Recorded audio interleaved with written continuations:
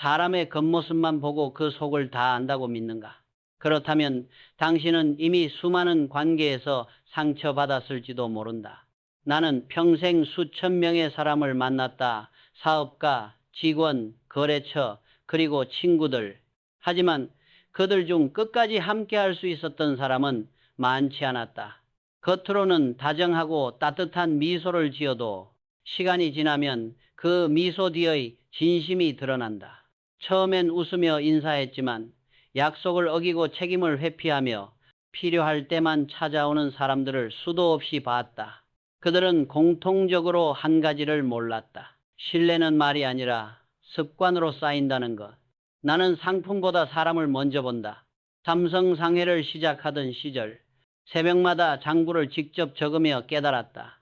쌀 한 포대, 말린 생선 한 꾸러미, 작은 거래라도 시간과 약속을 지키는 것이 곧 신용의 시작이었다. 그때부터 나는 이렇게 적었다. 약속은 거래가 아니라 품격이다. 세상에는 재능 있는 사람보다 약속을 지키는 사람이 더 귀하다. 지식은 배우면 늘어나지만 신뢰는 한번 깨지면 다시 채워지지 않는다. 사업도 인간관계도 결국 신용으로 세워지고 신용으로 무너진다. 그 사실을 잊은 사람은 반드시 제자리에서 멈춘다. 나는 늘 기록했다. 누가 약속을 지켰는지, 누가 책임을 회피했는지, 그리고 누가 감사의 말을 잊었는지. 그 기록은 단순한 메모가 아니었다. 훗날 삼성의 문화가 되었고 신뢰가 곧 자산이라는 철학으로 남았다. 사람을 믿는 건 쉽지만 끝까지 믿을 수 있는 사람은 드물다. 그들은 말보다 행동으로 신뢰를 지켰다. 감정에 흔들리지 않고 작은 약속 하나에도 진심을 담았다. 그런 사람 곁에선 나도 배우게 된다. 말보다 조용한 태도가 더 많은 것을 설명해 준다. 오늘 나는 평생의 경험으로 깨달은 것을 이야기하려 한다. 겉으로는 괜찮아 보이지만 가까이 하면 반드시 후회하는 사람들. 그 중에서도 특히 여성에게서 자주 보인 8가지 징후. 이건 단순한 성격 분석이 아니다. 가정에서, 직장에서, 인간관계 속에서 스스로를 지키기 위한 현명한 필터다. 이 이야기를 끝까지 듣는다면 당신은 누구와 거리를 두어야 하는지, 그리고 어떤 태도를 지켜야 신뢰받는 인생을 살 수 있는지 알게 될 것이다. 나는 젊은 시절부터 시간을 돈보다 더 귀하게 여겼다. 왜냐하면 돈은 잃어도 다시 벌 수 있지만 신뢰는 한 번 늦으면 끝이기 때문이다. 약속 시간보다 10분 먼저 도착하는 습관은 내 인생의 가장 오래된 규칙이었다. 비가 오든 눈이 오든 나는 한 번도 약속을 어긴 적이 없다. 그 이유는 단순했다. 시간을 지키는 태도가 곧 사람을 대하는 태도이기 때문이다. 상대의 시간을 존중하지 않는 사람은 결국 상대의 마음도 가볍게 여긴다. 삼성 상해 시절 나는 새벽마다 장부를 적으며 스스로에게 물었다. 나는 오늘 누구와의 약속을 지켰는가? 그 질문이 매일의 출발점이었다. 사람의 품격은 말이 아니라 반복된 행동 속에서 보인다. 작은 거래라도 정해진 시간, 정해진 양, 정해진 대로 이루어져야 그 다음 신뢰가 만들어진다. 어느 날 거래처에서 이런 말을 들은 적이 있다. 회장님은 꼭 약속보다 먼저 오십니다. 나는 웃으며 대답했다. 그래야 상대의 마음을 먼저 얻을 수 있지. 그는 놀란 표정으로 고개를 끄덕였다. 사람은 시간을 지키는 이에게 안심을 느낀다. 그 안심이 곧 신용이다. 반대로 약속을 쉽게 여기는 사람을 보면 나는 마음속에 작은 메모를 남긴다. 말은 성실했지만 행동은 가벼웠다. 그 메모는 훗날 큰 판단의 기준이 되었다. 작은 약속 하나를 가볍게 여기는 사람은 언젠가 큰 신뢰도 무너뜨린다. 나는 종종 임원들에게 이렇게 말했다. 상대가 늦으면 기다리지 마라. 너의 관대함이 회사의 기준을 무너뜨린다. 사람은 타인의 허락을 받지 않아도 스스로의 기준을 세워야 한다. 그 기준이 없으면 결국 상황에 흔들리고 감정에 따라 판단하는 사람이 된다. 약속을 지킨다는 건 단순히 시간을 맞추는 일이 아니다. 그건 신뢰를 기록하는 일이며 자신의 말을 스스로 증명하는 과정이다. 나는 매일 같은 수첩의 첫 장에 같은 문장을 적었다. 시간은 나의 얼굴이다. 그 문장은 지금도 내 머릿속에 남아있다. 시간을 지키는 사람은 얼굴이 다르다. 그들의 표정에는 책임이, 눈빛에는 진심이 있다. 그들은 남이 보지 않아도 약속을 지킨다. 그런 사람만이 끝까지 함께할 수 있다. 세상은 빠르게 변하고 사람의 말은 더 가볍게 흘러간다. 그러나 신뢰는 여전히 약속 위에서만 자란다. 말보다 약속, 약속보다 행동, 그리고 행동보다 꾸준함이 더 강하다. 오늘 당신은 어떤 약속을 지켰는가? 그 대답이 곧 당신의 내일을 결정할 것이다. 삼성 상해를 운영하던 시절, 나는 숫자보다 사람을 먼저 봤다. 회사의 성장보다 더 중요한 건 신뢰의 뿌리였기 때문이다. 그런데 그 신뢰를 시험하는 일이 있었다. 회계장부를 맡은 한 여직원이 있었다. 항상 밝고 친절했다. 거래처 사람들과도 잘 지내고 사무실 분위기를 부드럽게 만드는 재주가 있었다. 하지만 문제는 한 가지였다. 그녀는 약속을 자주 미루는 습관을 가지고 있었다. 내일까지 처리하겠습니다. 그녀는 늘 그렇게 말했다. 그러나 결과는 언제나 이틀, 3일 뒤였다. 처음엔 바쁘겠지 하고 넘겼다. 한두 번은 이해할 수 있었다. 그러나 세 번째가 되자 나는 아무 말 없이 그녀의 이름을 장부에서 지웠다. 그녀는 깜짝 놀라 나를 찾아왔다. 회장님, 제가 뭘 그렇게 잘못했습니까? 나는 조용히 대답했다. 작은 약속을 어기는 건 신뢰를 버린다는 뜻이야.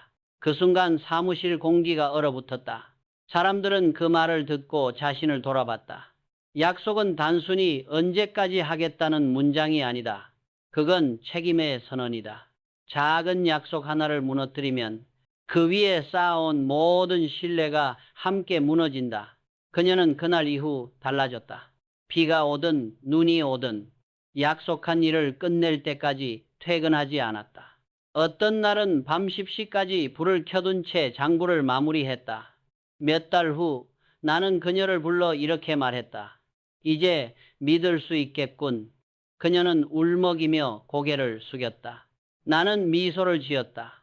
약속을 지키는 사람은 결국 자기 가치를 지키는 사람이야. 사람은 모두 실수한다. 하지만 실수를 반복하는 사람과 고치는 사람의 차이는 태도에 있다. 그녀는 자신의 약속을 지키며 신뢰를 되찾았다. 그 경험은 사무실 전체에 퍼졌다. 그 후로 직원들은 작은 일정 하나에도 내일 오전 9시까지라는 구체적인 약속을 적기 시작했다. 그 습관이 삼성의 조직 문화로 자리 잡았다.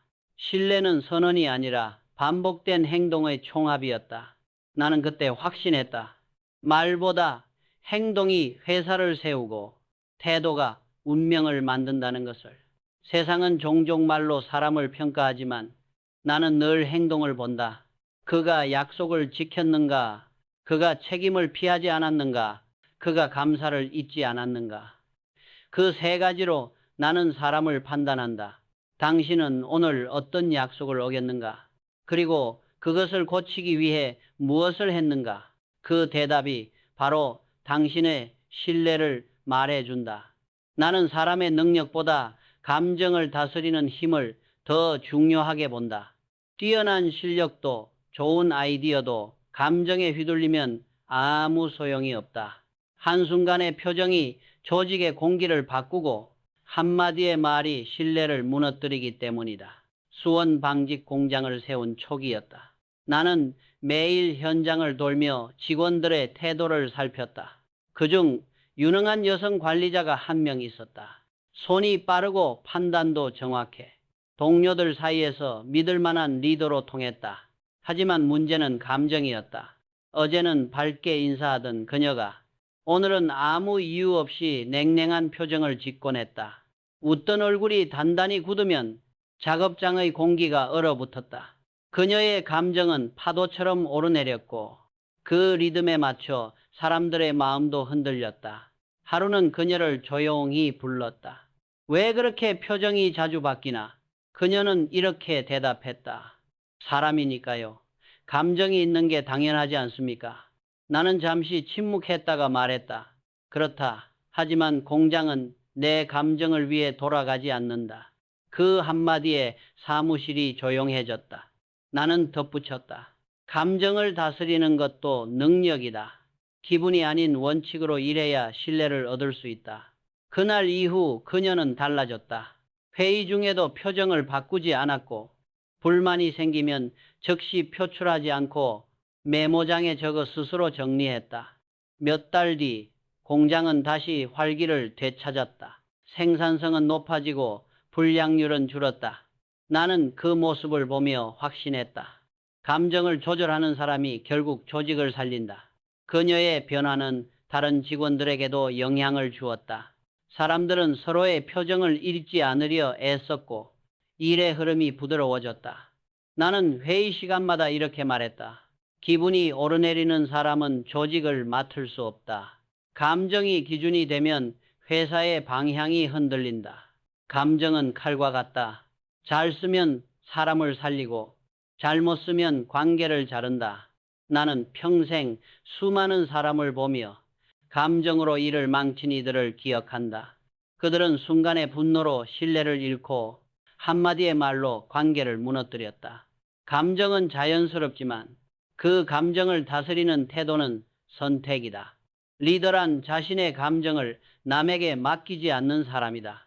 나는 그걸 감정의 절제력이라 부른다. 그 절제가 곧 품격이 된다. 오늘 당신은 기분이 아닌 원칙으로 움직였는가? 감정이 아니라 신뢰로 판단했는가? 그 대답이 바로 당신이 어떤 사람인지를 말해줄 것이다. 나는 감정으로 사람을 흔드는 일을 가장 경계했다. 그들은 웃으며 다가왔다가 마음에 들지 않으면 차갑게 돌아선다. 기분이 좋을 땐 따뜻하지만 불편하면 냉정하다. 그런 사람 곁에서는 아무리 유능한 사람도 제 실력을 발휘하지 못한다. 신뢰는 언제나 예측 가능성 위에서 자라는데 그들은 언제 기분이 바뀔지 아무도 몰랐다. 어느 날 나는 직원들에게 물었다. 기분이 나쁜 날에도 미소 지을 수 있나? 모두가 조용해졌다. 그리고 덧붙였다. 그게 진짜 강한 사람이다.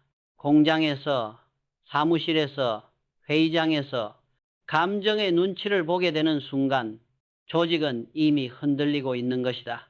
리더의 표정이 흐리면 10명의 직원의 마음도 함께 흐려진다. 나는 임원들에게 말했다. 감정을 숨기라는 뜻이 아니다. 그 감정이 타인을 흔들게 하지 말라는 뜻이다. 한 번은 내 앞에서 눈물을 보인 직원이 있었다. 일이 뜻대로 되지 않아 속상했다고 했다. 나는 말했다. 괜찮다.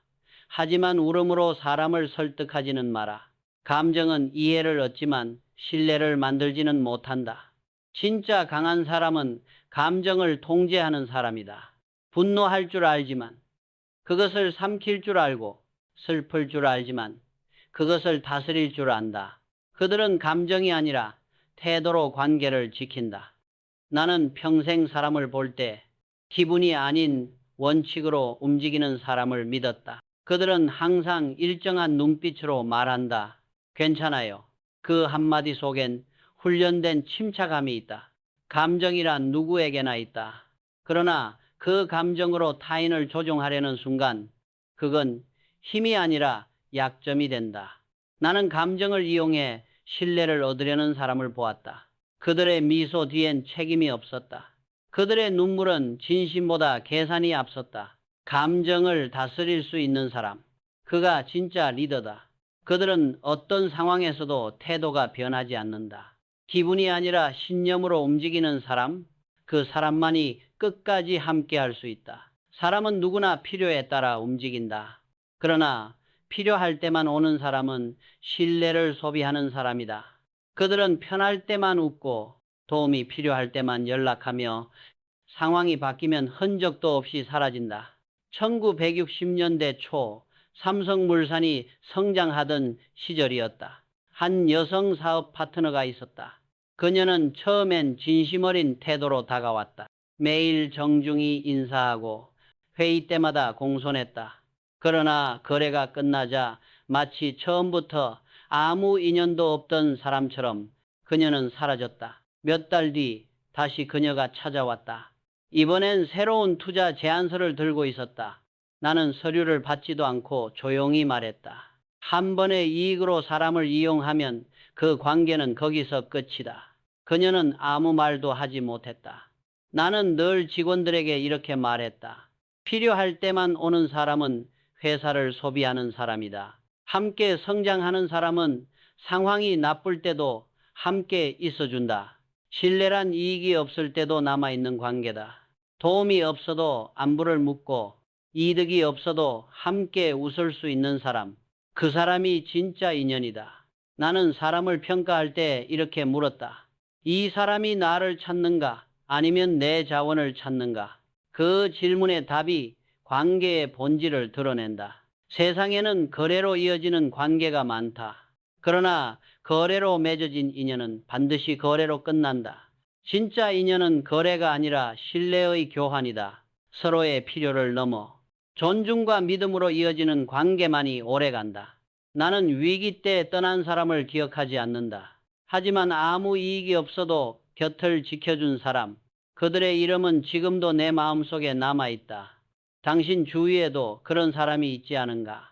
필요할 때만 웃는 사람, 일이 끝나면 연락이 끊기는 사람, 그리고 반대로 아무 이유 없이 찾아와주는 사람, 그 차이가 바로 인생의 방향을 바꾼다. 관계는 거래가 아니다.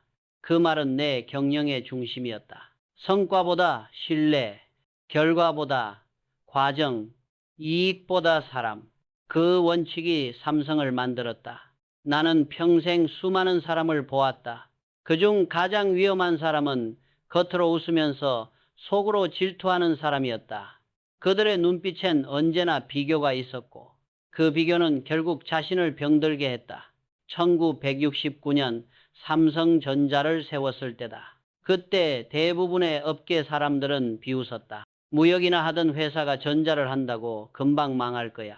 그 비웃음 속에서 나는 한 가지를 배웠다. 남의 조롱에서 배움을 찾는 자만이 다음 시대를 연다. 그러나 더 무서운 건 조직 안의 질투였다. 남의 성공을 축하하지 못하는 사람은 결국 자신의 성장도 멈춘다. 그들은 동료가 승진하면 운이 좋았겠지라고 말한다. 운이 아니라 준비된 사람에게 기회가 찾아온다는 걸 모른 채 한 여직원이 있었다. 함께 입사한 동료가 먼저 승진하자 며칠 동안 그에게 인사를 하지 않았다. 회의 자리에서도 그의 의견을 무시하며 분위기를 불편하게 만들었다. 나는 그 모습을 조용히 지켜보다가 불렀다. 왜 축하하지 않았나? 그녀는 대답했다. 제가 더 오래 일했고 더 열심히 했습니다. 나는 고개를 끄덕이며 말했다. 그렇겠지. 하지만 남의 성공을 시기하는 순간 자신의 실력은 멈춘다.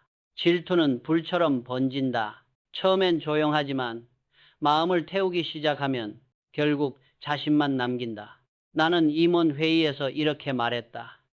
다른 사람의 성취를 비웃는 순간 당신의 마음이 작아진다. 그 마음으로는 큰 일을 절대 이룰 수 없다. 진짜 성공은 남보다 빨리 가는 게 아니다. 남의 성취를 보고도 흔들리지 않는 마음, 그게 성숙한 성공이다. 나는 자신보다 뛰어난 사람을 보면 무엇을 배울 수 있을까를 먼저 생각했다. 그게 곧 배움의 시작이고 삼성이 성장한 이유였다. 한 번은 이런 말을 했다. 질투하는 마음은 자신을 작게 만들고 존중하는 마음은 세상을 넓힌다. 그 말을 이해한 사람은 결국 더 멀리 갔다. 그들의 마음속엔 경쟁이 아니라 성장의 공간이 있었다. 나는 성공한 사람을 보면 늘 마음속으로 말했다. 당신 덕분에 나도 배운다. 그 태도가 관계를 단단하게 만들고 조직을 따뜻하게 했다. 질투는 벽을 만들고 축하는 다리를 만든다. 벽은 자신을 가두고 다리는 서로를 이어준다. 인생은 결국 어떤 마음으로 사람을 바라보느냐에 따라 달라진다. 오늘 당신은 누군가의 성공을 보고 속으로 어떤 마음을 품었는가? 불편함인가? 아니면 배움인가? 그 대답이 당신의 내일을 정한다. 나는 오랜 세월 사람의 말을 관찰했다. 그의 입버릇을 들으면 미래가 보였다. 불평을 입에 달고 사는 사람은 절대 성장하지 못한다. 그들의 하루는 늘 누군가의 탓으로 시작되고 그 불만이 쌓여 결국 신뢰를 썩게 만든다. 1970년대 초 수원 방직 공장을 자주 돌던 시절이었다. 그때 손재주가 좋은 한 여직원이 있었다. 일은 잘했지만 입에서는 늘 불만이 흘러나왔다. 왜 나만 이렇게 바빠요? 임금은 그대로인데 일만 늘어나네요. 처음엔 사람들도 달래줬다. 하지만 며칠이 지나자 모두 피하기 시작했다. 나는 어느 날 그녀의 작업대 앞에 섰다. 그녀는 여전히 불평을 쏟아내고 있었다. 나는 아무 말 없이 한참 바라보다가 조용히 이렇게 말했다. 자네 불만이 지금 실의 매듭을 엉키게 만들고 있네. 그녀는 놀라서 고개를 들었다. 나는 말을 이었다. 입에서 나온 말이 결국 손끝의 품질이 된다. 불평이 쌓이면 제품도 사람도 망가진다. 그날 이후 공장 게시판에는 짧은 문구 하나가 붙었다. 말은 품질이다.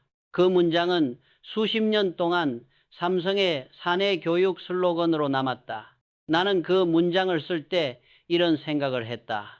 세상에 힘든 일이 없는 사람은 없다. 하지만 힘든 일을 말로 흘리는 사람과 묵묵히 해결하는 사람의 차이는 인생의 거리를 만든다. 불평은 독이다. 그 독은 천천히 퍼져나가 조직의 분위기를 탁하게 만든다. 그런 사람 옆에서는 결코 큰 성과가 날 수 없다. 나는 임원들에게 말했다. 문제를 말할 때는 반드시 해결책 하나를 가져오라. 불평만 하는 사람은 길을 막지만 해결책을 말하는 사람은 길을 연다. 어느 날 신입 여직원이 찾아왔다. 회장님, 요즘 회사가 너무 힘듭니다. 나는 미소를 지으며 대답했다. 나도 그랬다. 하지만 나는 불평 대신 해결책을 생각했다. 그 차이가 지금의 우리를 만든 거다. 그녀는 그 말을 메모장에 적었다. 몇 달 후 그녀는 누구보다 밝은 얼굴로 일하고 있었다. 그녀의 태도 하나가 주변 공기를 바꿨다. 말에는 힘이 있다. 감사의 말은 에너지를 만들고 불평의 말은 운을 막는다. 나는 그걸 말의 기운이라 불렀다. 불평은 독이고 감사는 약이다. 감사의 한마디가 사람의 마음을 움직이고 조직의 온도를 올린다. 오늘 당신의 하루는 어떤 말로 채워졌는가? 불평인가? 감사인가? 그 대답이 당신의 내일을 결정할 것이다. 나는 평생 수많은 위기를 겪었다. 하지만 그 어떤 위기보다 무서운 건 책임을 미루는 사람이었다. 그들은 겉으로는 부드럽고 현명해 보이지만 막상 일이 틀어지면 손가락은 늘 다른 사람을 향했다. 1970년대 중반 삼성물산에서 있었던 일이다. 수출 서류가 잘못 처리되어 수억 원의 손해가 발생했다. 당시 담당은 젊은 여성 과장이었다. 보고서를 내며 그녀는 이렇게 말했다. 서류를 확인한 부서가 따로 있어서요. 저 혼자 결정한 게 아닙니다. 나는 서류를 내려놓고 조용히 물었다. 누가 시켰던 최종 확인은 자네가 한 거 아닌가? 그녀는 말문이 막혔다. 책임을 나누는 순간 신뢰는 사라진다. 나는 단호하게 말했다. 그녀를 즉시 해임하지는 않았다. 대신 3개월 동안 현장 실습으로 보냈다. 그녀는 처음엔 억울해했다. 하지만 시간이 지나며 깨달았다. 자신의 이름이 들어간 결정에는 그만큼의 책임이 따라야 한다는 것을. 3개월 후 그녀는 다시 내 앞에 섰다.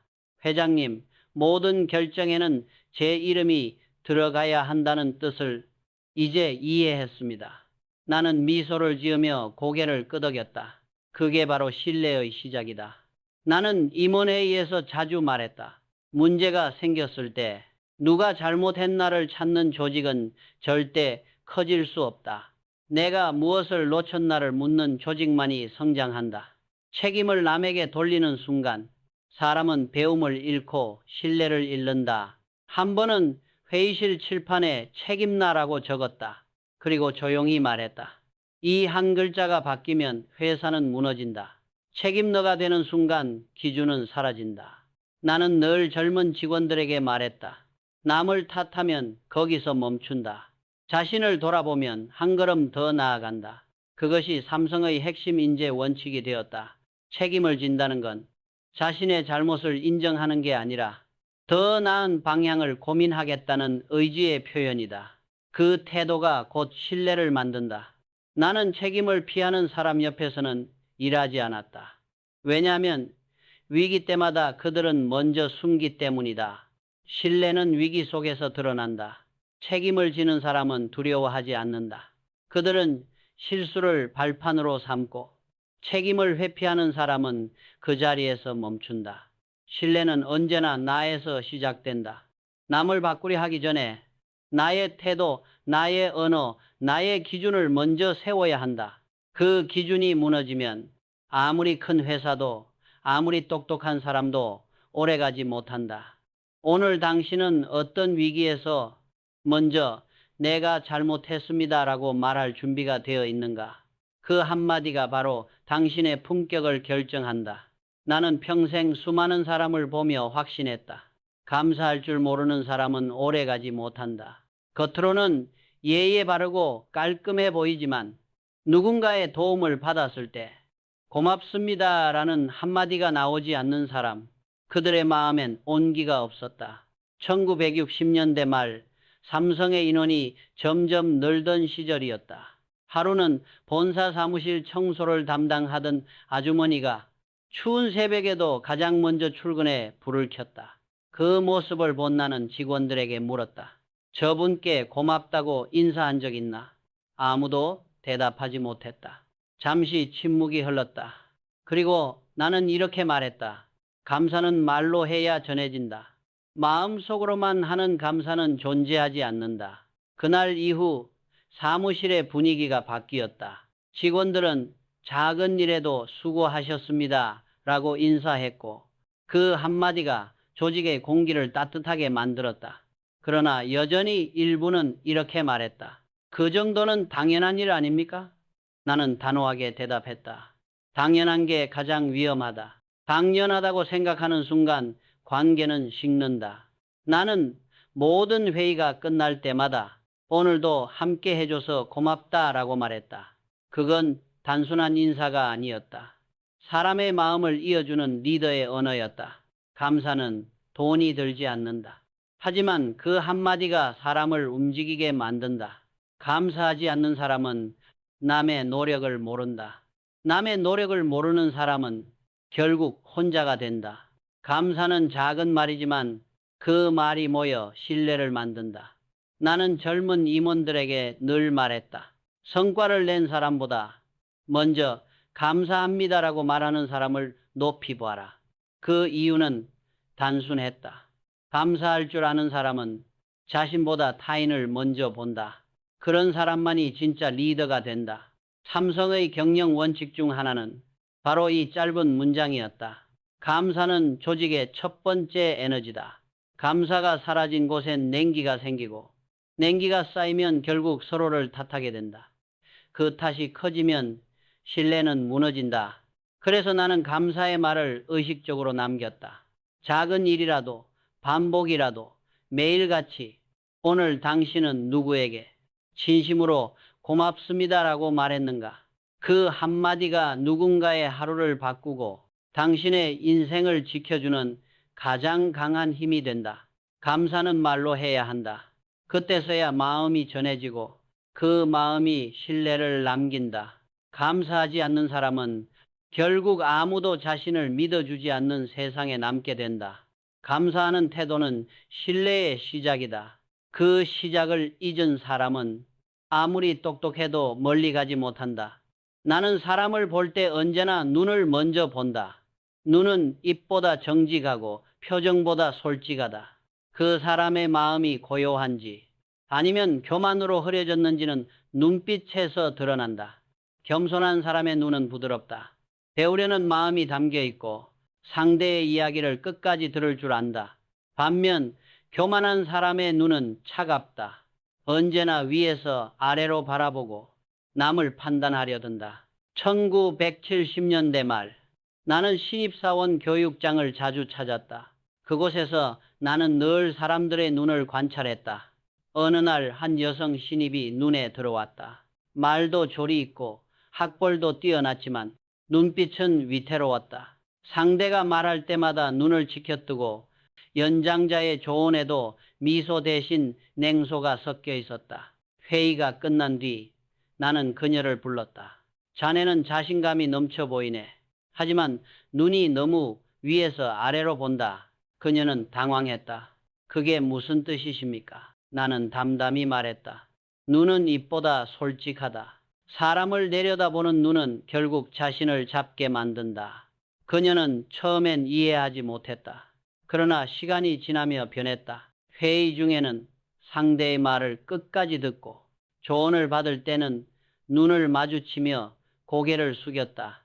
몇 달 후 사람들은 그녀를 눈빛이 따뜻한 리더라고 불렀다. 나는 그때 확신했다.